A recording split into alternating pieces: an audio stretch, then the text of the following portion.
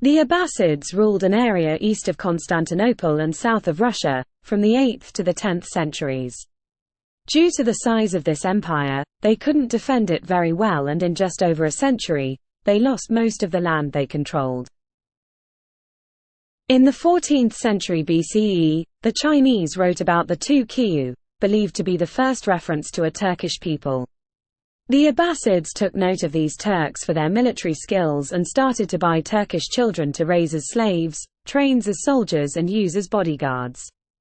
They also came to be valued for their loyalty. These military slaves, known as Mamelukes, eventually became extremely powerful. During this time, many nomadic Turks started to convert to Islam, and move into Abbasid lands. One group, the Seljuks, captured the city of Baghdad in 1055, as well as taking control of the Abbasids. 20 years later, they took lands from the Byzantines too. The leader of the Seljuks, Tokrul Beg, made the Persians loyal supporters by choosing one of their cities to be the Seljuks' capital. As they had been nomadic, the Seljuks were mostly illiterate. They also didn't know much about Islam, as they had only recently become Muslims. Therefore, they used the Persians to teach them. The Seljuks learned the Persian language, and even used the word shah for the rulers, the Persian word for king. They also encouraged Persian art and literature, especially poetry. A shah called Malik was the last strong Seljuk ruler.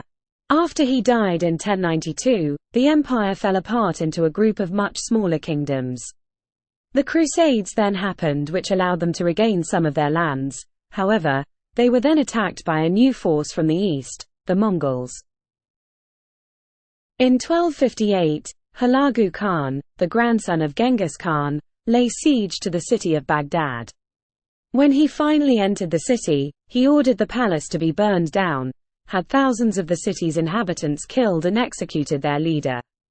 Mongol belief didn't allow the spilling of royal blood, so Hulagu had the leader wrapped in a carpet, to catch the blood, and had horses trample the leader to death. Unfortunately, the Mongols were not great at ruling a large empire and were eventually replaced in this region by another group of Turks, the Ottomans.